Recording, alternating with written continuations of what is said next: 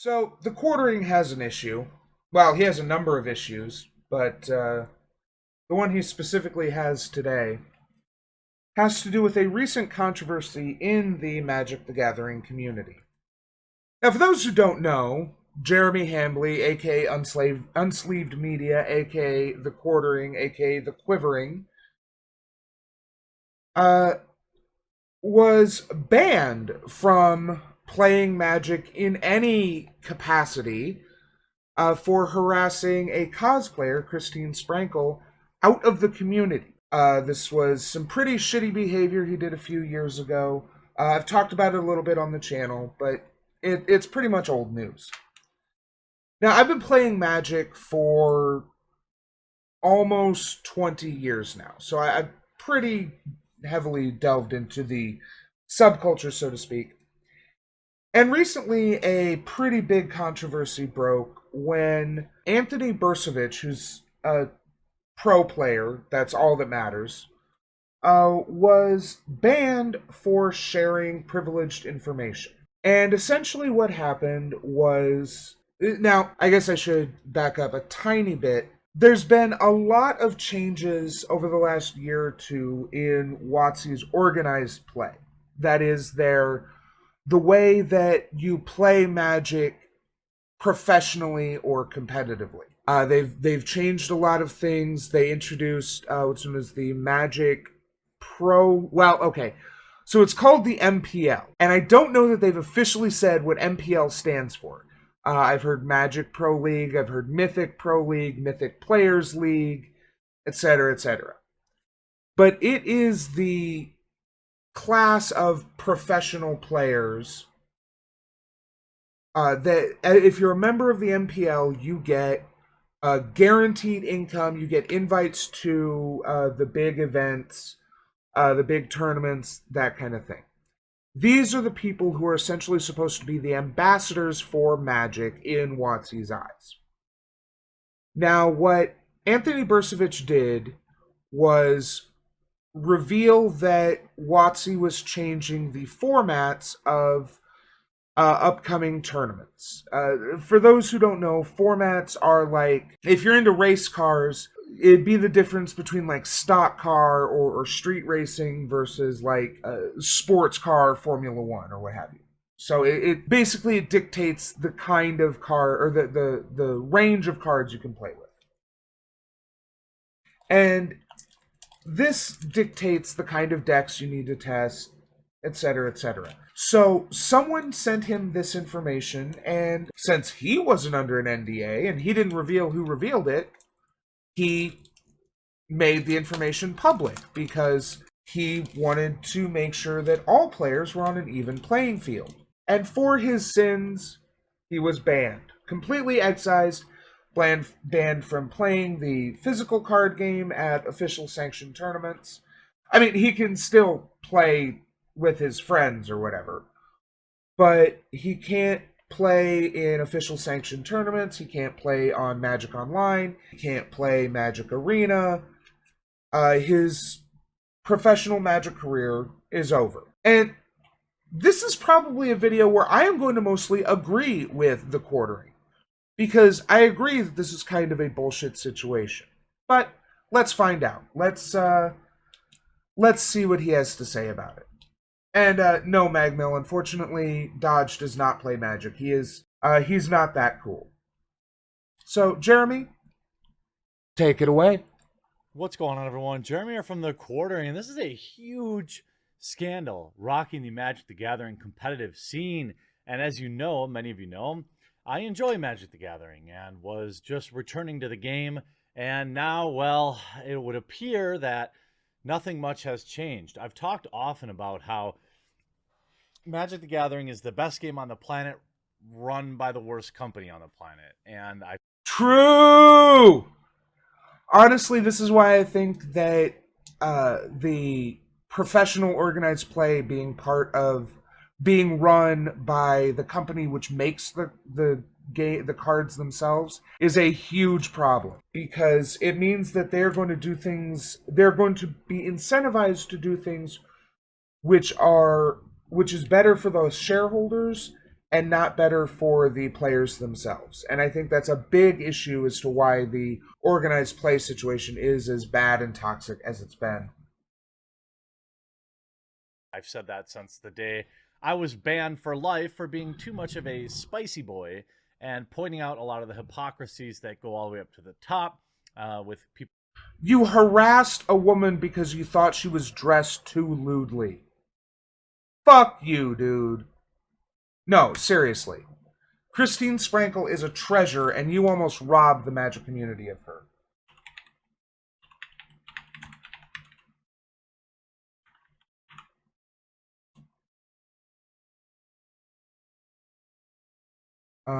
Let's see.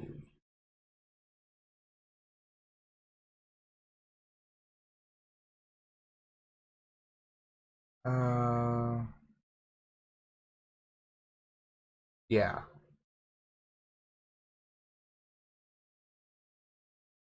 Coming to mind popular trading card game match. So this was back in 2017. Yeah. Cosplayer Christine Sprankle tweeted that she was unloading her Magic the Gathering costumes and cosplay gear in the wake of months of harassment. Sprankle, who has been contracted by Wizards of the Coast in the past and is considered one of the most popular cosplayers on the Magic scene, spoke about harassment she suffered after Jeremy Hambly, a controversial YouTuber who was seen as a toxic member of the community by other YouTubers and personalities, posted a degrading video about her and other cosplayers. Did this get taken down? Yeah. It's not okay to talk if yeah. Christine Sprankle is an incredible artist. Let's see, is this gonna there we go. Look at this shit.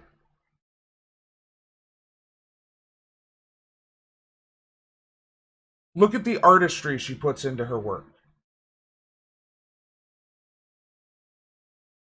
Like, if she's independent. She doesn't have. I mean, she gets contracts from WotC and whatnot, or I think this is.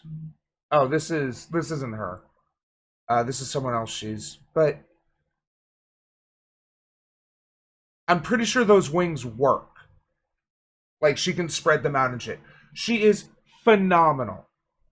And now that I've simped for her enough, he basically... Let's see, did this video get taken down? I'm assuming the video got taken down. What? The absolute idiots actually did it. And not only did they do it, but they so fantastically overreached. Now I'm kind of a little bit mad. As you know, I'm sure a lot of people... this is about him getting banned. So, let me see if I can find his actual comments.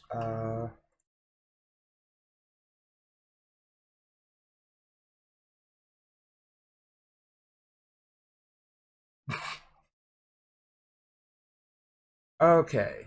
Elaine Chase. They did it. A lifetime ban. Absolute idiots. Announced your decision to leave the community. And again, making threats to harass other YouTube content creators on panel. Yeah. So, I think that's enough time spent on that. He's just a total piece of shit. Even before he basically revealed himself to be a proto-fash and... he's just a shitty human being. But I'm guessing I'm going to agree with him about the Bursevich situation because he's using it as a chance to shit on WotC, and I think it's a bad look for the company. But let's let him go ahead and explain it. People like Mark Rosewater, and obviously I had my little spat with the cosplayer, but that was trumped up so that they could ban me. Actually, in the official email of my banning, it was simply Pepe memes is what the evidence that they sent me of my ban was. It had nothing to do with the cosplayer Christine Sprankle. Keep in mind that this is in 2017, but you were part of a concerted effort that, again, caused Christine Sprankle to stop doing MTG cosplay for a while. And if they hadn't acted, it would have been forever. So you would have. Do you feel good about forcing someone to stop doing something they enjoy?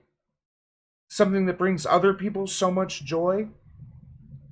Does that make you feel good, Jeremy?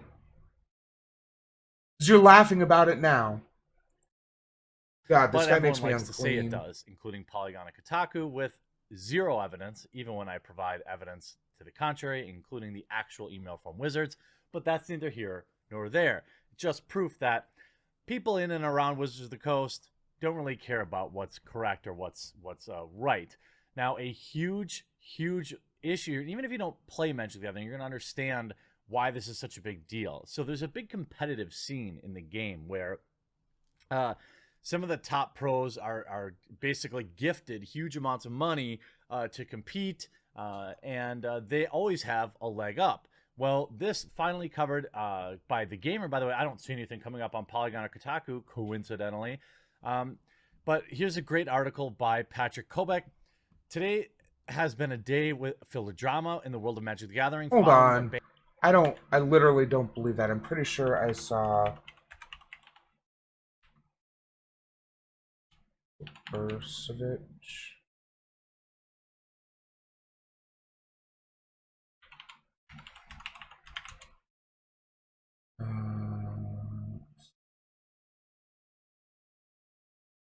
Austin Burcevic, my bad.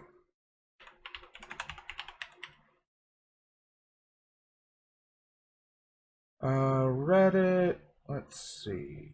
Gamer, no, okay. Well, in fairness, they haven't got anything up yet, but they may be waiting on more information or something. But in fairness, neither Polygon nor Kotaku have said anything, but it may just be such a minor thing that he's making a mountain out of a molehill, in my opinion. Ruin the integrity of competitive Magic. Integrity of competitive Magic has been in the toilet for years now, unfortunately. As much as I love the game, as I still play the game, the integrity of competitive Magic has been pretty suspect for a while now. Ban of well-known competitive player Austin Burcevic by Wizards of the Coast from all formats of play. While Burcevic can be a polarizing figure in the game community, the reason for his ban appears to be rooted in revealing a lack of competitive integrity for upcoming tournaments, and Wizards of the Coast doesn't seem to handle controversy well. Essentially, he embarrassed them. He leaked information that proved pros on the payroll were getting information a week ahead of everyone else so they could have a week of preparation, while the regular people who compete in the same tournaments wouldn't have that same advantage. Absolutely disgusting. Details are so to kind of give an idea of what this would be like, if you, to go back to my racing analogy, if you thought that you were preparing for a quarter-mile straight track and other competitors learned a week ahead of time that actually it's going to be a 3-mile circle track, and then you find out a week later. That's the kind of competitive advantage we're talking about here. It can be a pretty big advantage. Although it's even less than that, because ultimately we're talking about established formats that they should that if you want to be a professional Magic player, you should already be familiar with and testing for. Changing it up like this is, there's been a lot made about it because he was banned. And essentially, from what I remember reading in his Twitter, he was banned because he didn't reveal who gave him the information. So he was like, no, I'm not going to tell you where I got this information. So he was banned for that. So someone in the MPL is fucking based and like, no, this should be public information. And Austin was like, no, it should be public. Yeah, I agree. So he revealed that information. He took the hit. Sorry it happened to him. And I hope that they revise their decision, as many pro players were calling for.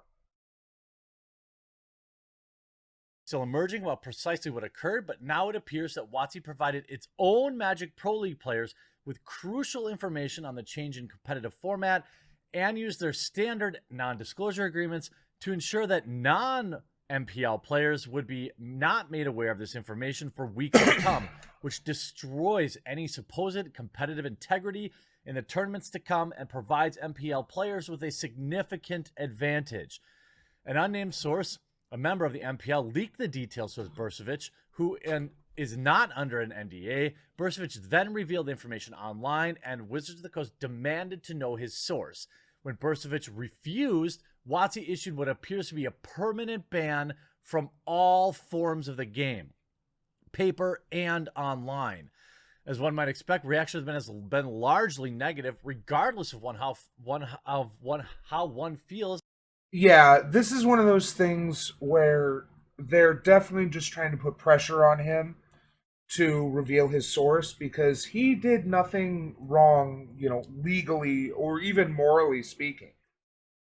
Someone else had already revealed the information to him. How was he to know that it was that they would come down on him like this? This is gross. About Burcevic. Before diving into the handling of this ban, we need to pivot back to the leaked information about the change in the format in the competitive event. The change appears to be taking effect in June, which will move modern and draft and standard MPL players having this information long before competitors allows for more time to prepare and practice, whereas non-pro players will continue to hone their skills in a format that, unknown to them, is no longer the principal method of winning competitive. So one thing I just happened to think about that would probably be relevant here. I'm not entirely sure what exactly the if this is for a single tournament or if this is for a tournament series, but so Magic releases new relevant sets quarterly. There's a new one that just came out last month, so there's another one due out in June. Now, Modern is a format that doesn't. So the big difference between Modern and Standard is that cards get added to Modern, but they never get removed except through bans. Standard is what is called a rotating format, which means cards come in and cards come out at regular intervals. So I don't think this is as big of an issue as some people are making it out to be. As I understand it, I could be wrong here, because the standard format that is going to be around in June is with... Oh wait, no, when is M21 getting released? MTG M21 release. Okay, it's not coming out till July, my bad. So... okay, then yeah, it is as big a deal, because the release of a new set can drastically overhaul the standard format. It's going to have little to no impact on Modern. But yeah, this is why I think having the governing body also be the makers of the game is a bad look and a bad situation. Because it leads to situations like this where they're incentivized to prop up those they've selected as professional players, as ambassadors of the game, regardless of the impact it has on the competitive nature of the game. Events. This is huge. Even if you don't understand Magic, right? Let's take a basketball analogy. If you were competing in a group of skills, one was free throws, one was three-point shots, and one was dunks. But a group of elite players who already get all the advantages know months before you that they're actually removing three-pointers from the preparation or from the contest altogether. You're going to waste all that time preparing for that, and they have a huge advantage over you. Of course, events will still move forward. There will still be players competing for a top spot. Unfortunately, the results for upcoming competition will surely be tainted by this news, and going forward, there is no reason to believe that the MPL players are not being prepped in advance to have competitive advantages, which is sad to see for a game as rich and complex as Magic the Gathering. Although players are understanding... One of the big criticisms of professional Magic is that it's very hard to break into and can be very hard to maintain, because especially prior to the MPL, there was no real guaranteed income. If you made it on, there were some. I don't want to get too deep into the weeds here. There were some groups and incentives for high level play that could be earned, but ultimately, if you wanted to play professional Magic, and this is something that multiple Hall of Fame pros have said, if you wanted to play professional Magic, it was not because of the money or incentive. It was because of love of the game. Like Jeremy said, it's the best game ever made. It is an incredibly deep and complex game that changes regularly, and because it's a card game, it can, even the individual pieces can drastically change how each game plays out. So the people playing it professionally are doing it for the love of the game. And when they announced the MPL, it seemed like finally WotC was paying attention and making an effort to create a professional Magic player job. And what it seems like they're doing now is that they don't want much churn. They want the MPL to stay more or less the same, even if that means they have to give privileged information to the MPL.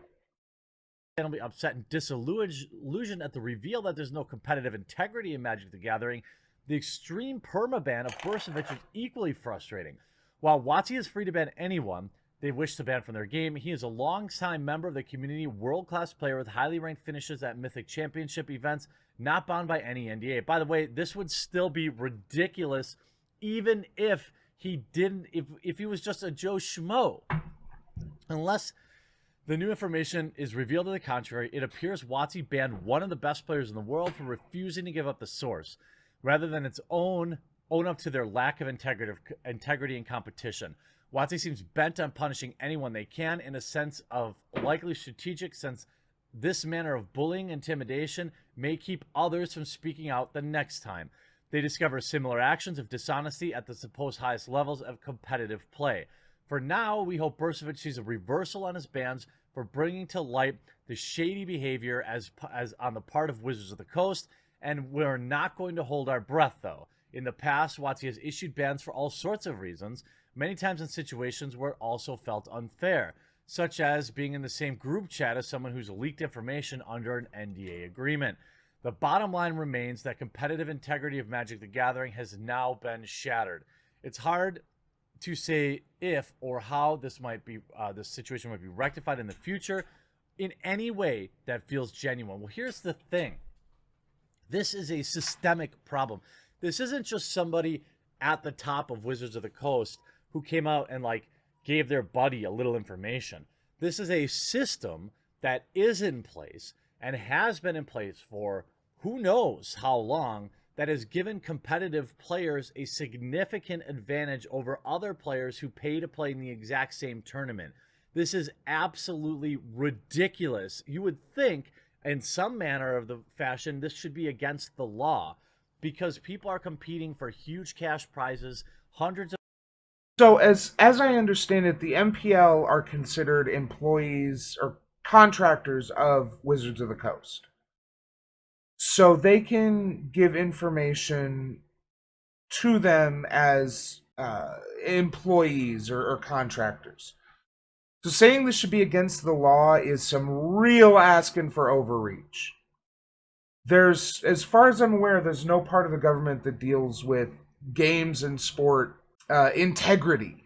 I know that the baseball steroid thing went before Congress, but that was a multi-billion-dollar fucking industry.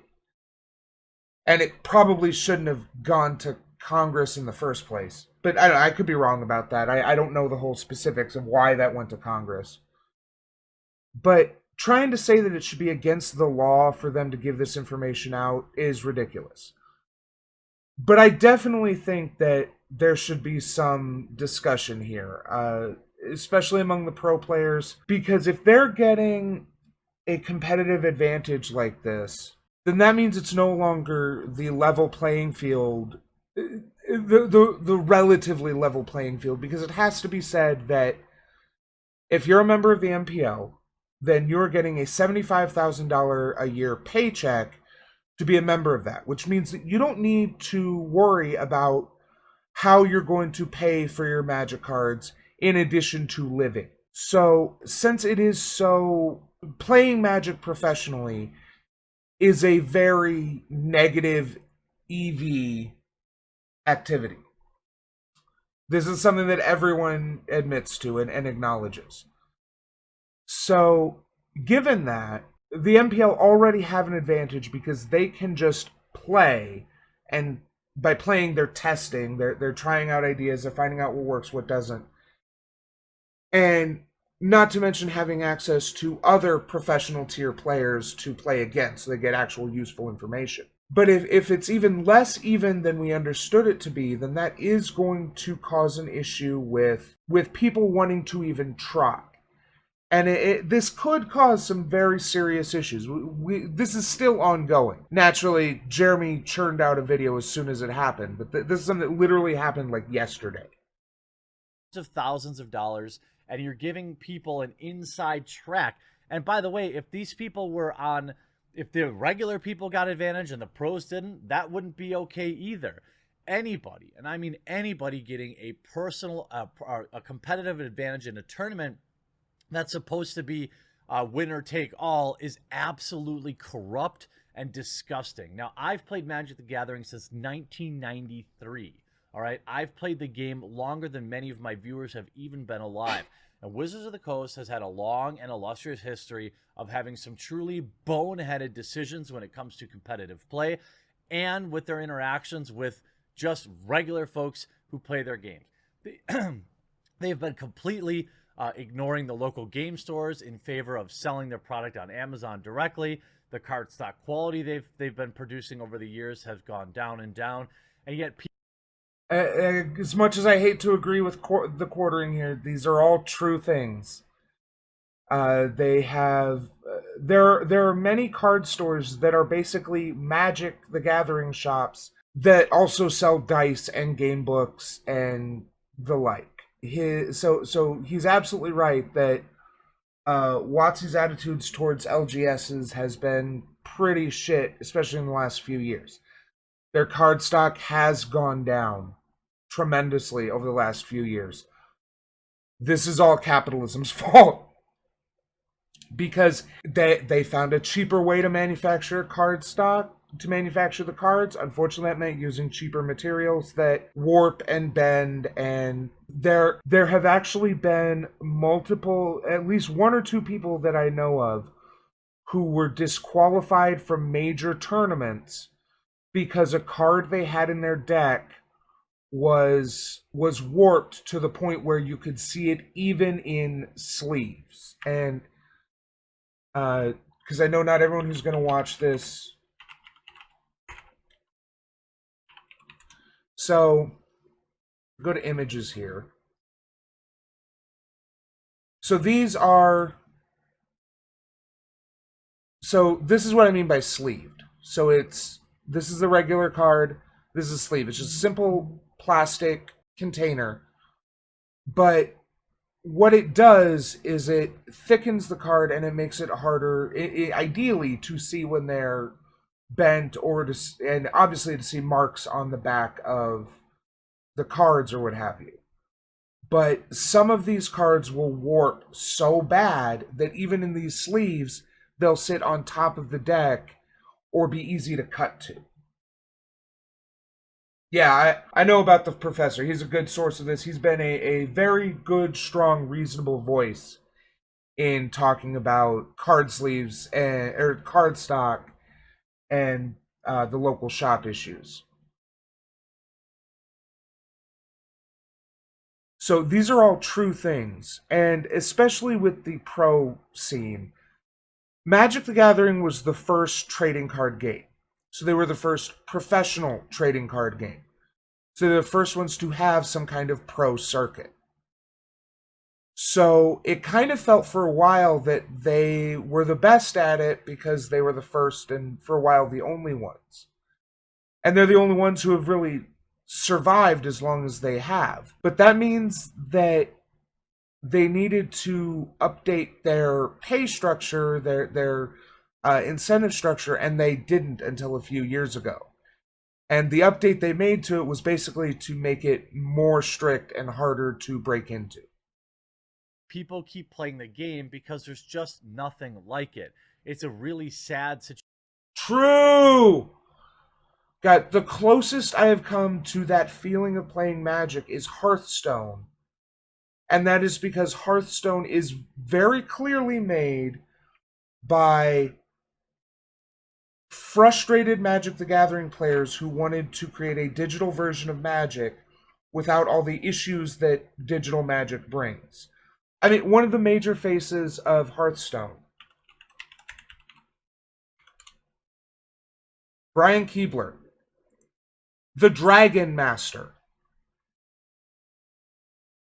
Notice what he's playing right here? Yeah, dude got his start in Magic. He was a world champion, Hall of Famer Magic player who quit playing Magic for Hearthstone because Hearthstone was willing to pay the pros what they were worth. Keebler has been in Magic as long as Jeremy claims he has. And he stopped playing because there was a better paycheck for a worse game. Situation to be if you're a player of this game or a fan of the game. And I'm not sure what this means for people who are in the tournament. Are they going to quit? Are large Magic the Gathering channels like Tolarian Community College, are they going to come out and disavow this? I don't know. See, Magic the Gathering... They already did on Twitter. They just, like, the professor puts much more effort into his videos than just fire up the camera and blather in front of it. So his videos are going to be a little more delayed, but I guarantee he's going to talk about this. Gathering is also well known for having access level journalism in the ways that they handle, for example, card spoilers. Only the ones that don't speak negatively about the company get access to Magic the Gathering information before anyone else. That's not entirely true. The professor gets spoiler cards all the time, but he is one of the leading critics of the game. Like Magmill pointed out, he is one who has talked extensively about the cardstock issue. About some of their recent releases, which are... They seem mostly poised to just make money for WotC and not actually enhance the game. And again, I don't want to get too deep into the weeds about it because it's a lot of esoteric shit that if you're not involved in the scene, that it's not going to not going to make any sense. Because they're all cards, right? Yeah, no. There are cards worth single individual, 3x5 cards that are worth thousands of dollars. Yeah, I have tons of hours in Hearthstone, but still nothing compares to watching Luis Scott Vargas trash people with fairy tokens circa 2008 in MTG Worlds. Yeah, or watching the 2009 Worlds when or no, it wasn't 2009. I guess it would have been 2007. The semifinals when Pat Chapin and Gabriel Nassif were facing off in the Storm Mirror match, and Chapin stormed off first and passed the turn with Nassif at 1 life. Or watching the Lightning Helix heard round the world. Oh, there's so many great moments from Magic that no other game I have come across recreates.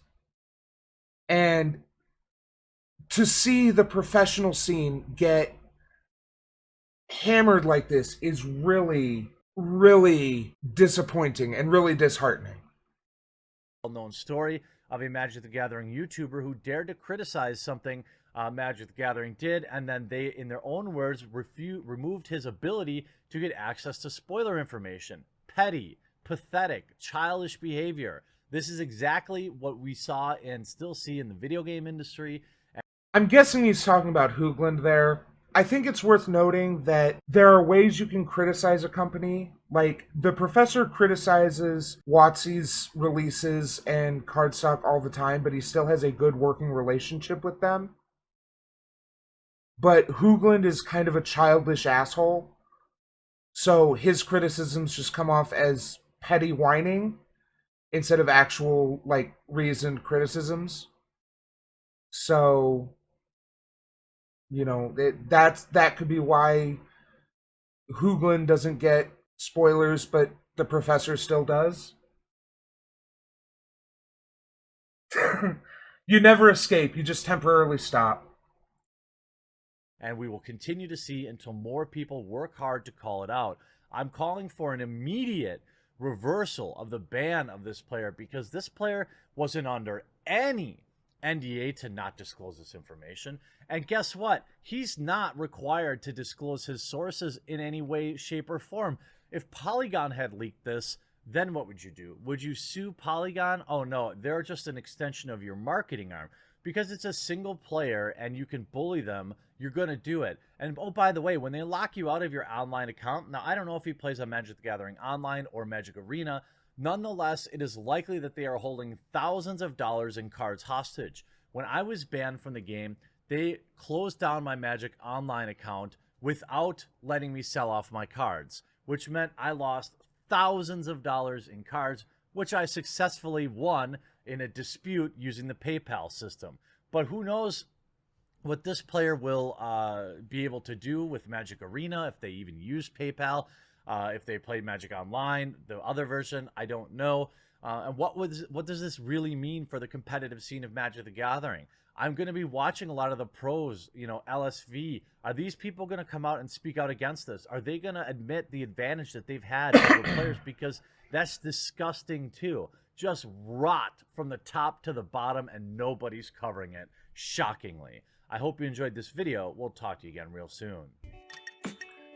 Yeah, like I said, I expected to somewhat agree with him there, and while I think he was a little hyperbolic in trying to say how this would impact the professional Magic scene, I do think this is going to have some kind of impact. But like I said, unfortunately, the Magic Pro scene has been something of a joke for the last few years anyway. But we'll see. Also, his intimation that no one is covering it. From what I saw on Twitter, this was a pretty big deal. So I expect a lot of people to have things to say about it. Particularly since some of the bigger names like LSV, Luis Scott Vargas, are not in the MPL. They do not have any kind of NDA or contract, and they don't really need to worry about that kind of thing. So, you know, I guarantee there will be people who will speak out about this. Hey, thanks for watching. Hope you enjoyed the show. Remember to like, share, and leave a comment because it helps me. Subscribe and ring that bell to help you. Thanks, and we'll see you next time.